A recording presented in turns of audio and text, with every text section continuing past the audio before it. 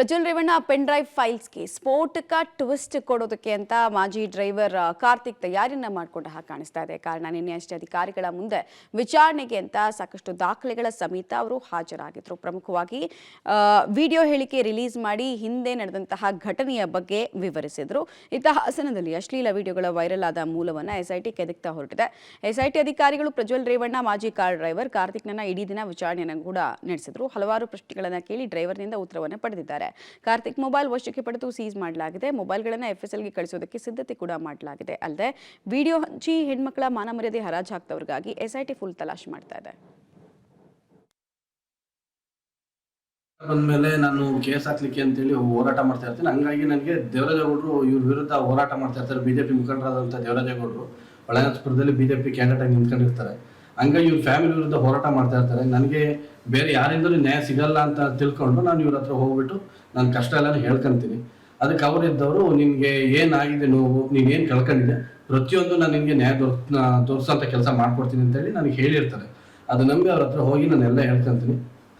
ಇದಕ್ಕೆ ಏನು ಆನ್ಸರ್ ಕೊಡಬೇಕಲ್ಲ ಕೋರ್ಟಲ್ಲಿ ಯಾವ ರೀತಿ ಕೊಡೋದು ಅಂತಂದಿದ್ದಕ್ಕೆ ನಿನ್ನ ಹತ್ರ ಫೋಟೋಸು ವೀಡಿಯೋಸು ಎರಡೂ ನನ್ನ ಕೈಲಿ ಕೊಡು, ನಾನು ಅದಕ್ಕೆ ಜಡ್ಜ್ ಮುಂದೆ ಸಬ್ಮಿಟ್ ಮಾಡ್ತೀನಿ. ನಾನು ಯಾರಿಗೆ ಅದು ತೋರ್ಸೋದಾಗಿ ಇನ್ನೊಂದಲ್ಲಿ ಏನೂ ಮಾಡಲ್ಲ. ಜಡ್ಜ್ ಮುಂದೆ ಕೊಟ್ಟರೆ ನಿನಗೆ ಸ್ಟೇ ವೇಕೆಟ್ ಮಾಡೋದಕ್ಕೆ ನಿನ್ಗೆ ಏನು ಕಾನ್ ರೀತಿ ತುಡುಕಾಗ್ದಾರೆ ನಾನು ನೋಡ್ಕೊಳ್ತೀನಿ ಅಂತೇಳಿ ಇದೇ ಬಿಜೆಪಿ ಅಭ್ಯರ್ಥಿ ದೇವರಾಜೇಗೌಡ ಅವರು ಹೇಳಿರ್ತಾರೆ ನನಗೆ. ಅವ್ರು ನಂಬಿ ನಾನೇನು ಮಾಡ್ತೀನಿ, ನನ್ನ ಹತ್ರ ಇದ್ದಂಥ ಒಂದು ಕಾಪಿನ ಅವ್ರಿಗೆ ಕೊಡ್ತೀನಿ. ಅವ್ರು ಅದನ್ನು ಯೂಸ್ ಮಾಡ್ಕೊಂಡು ಅವ್ರು ಸ್ವಾರ್ಥಕ್ಕೆ ಯೂಸ್ ಮಾಡ್ಕೊಂಡ್ರು ಏನಕ್ಕೆ ಯೂಸ್ ಮಾಡ್ಕೊಂಡು ನನಗಂತೂ ಗೊತ್ತಿಲ್ಲ. ಕೊಟ್ಬಿಟ್ಟು ನಾನು ವಕಾಲತಿಗೆಲ್ಲ ಸೈನ್ ಮಾಡಿಬಿಟ್ಟು ಕೇಸನ್ನ ಅದನ್ನು ಮೂವ್ ಮಾಡಿ ಅಂತ ಹೇಳ್ಬಿಟ್ಟು ಬರ್ತೀನಿ.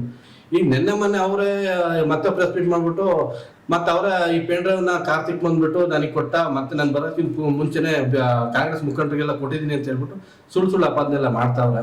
ಬಟ್ ಏನಂತಾರೆ, ನಾನು ಬಿಜೆಪಿ ಮುಖಂಡರಾದಂಥ ನಮ್ಮ ಹೊಳೆನರಸೀಪುರ ಕ್ಯಾಂಡಿಡೇಟ್ ಆಗಿದ್ದೀನಿ, ಪರಾಜಿತ ಅಭ್ಯರ್ಥಿ ಆದ ದೇವರಾಜೇಗೌಡರು ಬಿಟ್ಟರೆ ನಾನು ಇನ್ನು ಯಾವುದೇ ಕಾಂಗ್ರೆಸ್ ಮುಖಂಡರಿಗಾಗಲಿ ಇನ್ನೊಬ್ರಿಗಾಗಲಿ ಯಾರು ಕೊಡಲಿಲ್ಲ. ಕಾಂಗ್ರೆಸ್ ಅವ್ರಿಗೆ ಏನು ಕೊಡ್ಲಿಕ್ಕೆ ಕಾಂಗ್ರೆಸ್ ಅವ್ರ ಜೊತೆ ಚೆನ್ನಾಗಿ ಅವ್ರ ಜೊತೆ ಒಡನಾಟ ಇಟ್ಕೊಂಡು ನಾನು ಹಾಕಿದ ಕೇಸ್ನೇ ಅದು ಬಿ ರಿಪೋರ್ಟ್ ಹಾಕ್ಬಿಟ್ಟು ಇದ್ರಲ್ಲಿ ಏನು ಸಾಕ್ಷಿ ಇಲ್ಲ ಅಂತ ಹೇಳ್ಬಿಟ್ಟು ಕೊಡ್ತಾರೆ. ನಾನು ಅಷ್ಟು ಸಾಕ್ಷಿ ಎಲ್ಲ ಕೊಟ್ಟರು ಅಂಥದ್ರಲ್ಲಿ ಕಾಂಗ್ರೆಸ್ ಅವ್ರ ಕೈ ನಂಬಿ ನಾನು ಹೆಂಗೆ ಹೋಗ್ಲಿ ಅಂತ ಹೇಳ್ಬಿಟ್ಟು ಇವ್ರ ಹತ್ರಕ್ಕೆ ಹೋಗಿದ್ದೆ. ಬಟ್ ಇವರು ಇದೇ ಥರ ಮೋಸ ಮಾಡಿದ್ರು ನನಗೆ. ಹಾಗಾದ್ರೆ ಎಸ್ಐಟಿ ವಿಚಾರಣೆಯಲ್ಲಿ ಅಧಿಕಾರಿಗಳು ಏನೇನು ಪ್ರಶ್ನೆ ಕೇಳಿದ್ದಾರೆ, ಇದಕ್ಕೆ ಕಾರ್ತಿಕ್ ಕೊಟ್ಟ ಉತ್ತರ ಏನು ಅಂತ ಕೂಡ ನೋಡ್ತಾ ಹೋಗೋದಾದ್ರೆ ಎಸ್ಐಟಿ ಅಧಿಕಾರಿಗಳು ಕೇಳಿದ ಪ್ರಶ್ನೆ ಹೀಗಿದೆ. ನಿಮ್ಮ ಮೊಬೈಲ್ಗೆ ಅಶ್ಲೀಲ ವಿಡಿಯೋಗಳು ಹೇಗೆ ಬಂತು ಅನ್ನುವಂತಹ ಪ್ರಶ್ನೆಯನ್ನ ಕಾರ್ತಿಕ್ಗೆ ಕೇಳೋ ಕೆಲಸವನ್ನ ಮಾಡಿದ್ರು. ಜೊತೆಗೆ ವಿಡಿಯೋಗಳನ್ನ ಇಟ್ಕೊಂಡು ಬ್ಲ್ಯಾಕ್ ಮೇಲ್ ಏನಾದರೂ ಮಾಡೋದಕ್ಕೆ ನೀವು ಮುಂದಾಗಿತ್ತಾ, ಬ್ಲ್ಯಾಕ್ ಮೇಲ್ ಮಾಡಲಾಗಿತ್ತಾ ಅನ್ನುವಂತಹ ಪ್ರಶ್ನೆಯನ್ನ ಕೂಡ ಕೇಳಿದ್ದಾರೆ.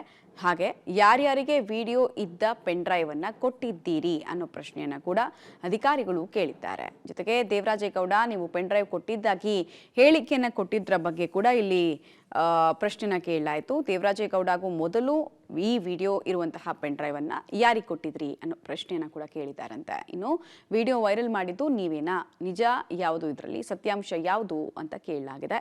ನಿಮ್ಮ ಮೇಲೆ ಯಾಕೆ IT ಆಕ್ಟ್ ಅಡಿ ಕೇಸ್ ಹಾಕಬಾರ್ದು, ಬಿಕಾಸ್ ಇದು ಮಹಿಳೆಯರ ಗೌರವ, ಪ್ರೈವಸಿ ಹಾಗೂ ಅವರ ಮರ್ಯಾದೆಗೆ ಸಂಬಂಧಪಟ್ಟಂತಹ ವಿಚಾರ ಆಗಿರೋದ್ರಿಂದ IT ಸೆಕ್ಷನ್ಸ್ ಕವರ್ ಆಗುತ್ತೆ. ಕಾರ್ತಿಕ್ ಉತ್ತರ, ವಿಡಿಯೋಗಳು ನನ್ನ ಬಳಿ ಇದ್ದಿದ್ದು ನಿಜ ಅಂತ SIT ಅಧಿಕಾರಿಗಳ ಮುಂದೆ ಒಪ್ಪಿಕೊಂಡಿದ್ದಾರೆ ಅವರು. ಹಾಗೆ ದೇವರಾಜೇಗೌಡರಿಗೆ ಮಾತ್ರ ನಾನು ವಿಡಿಯೋ ಕೊಟ್ಟಿದ್ದೆ, ಬೇರೆ ಯಾರಿಗೂ ಈ ಮುಂಚೆ ಹಂಚಿಲ್ಲ ಅನ್ನೋದನ್ನ ಒಂದು ಸ್ಪಷ್ಟನೆಯನ್ನು ಕೊಡ್ತಾ ಇದ್ದಾರೆ. ಅದು ಬಿಟ್ಟು ನಾನು ಯಾರಿಗೂ ಕೂಡ ಪೆನ್ ಡ್ರೈವ್ ಅನ್ನ ಕೊಡೋ ಕೆಲಸ ಮಾಡಿಲ್ಲ ಅಥವಾ ವಿಡಿಯೋವನ್ನ ಶೇರ್ ಮಾಡ್ಕೊಂಡಿಲ್ಲ ಅಂತ ಹೇಳಿದ್ದಾರೆ. ವೈರಲ್ ಆಗೋದಕ್ಕೂ ನನಗೂ ಸಂಬಂಧ ಇಲ್ಲ ಅಂತ ತಿಳಿಸಿದ್ದಾರೆ.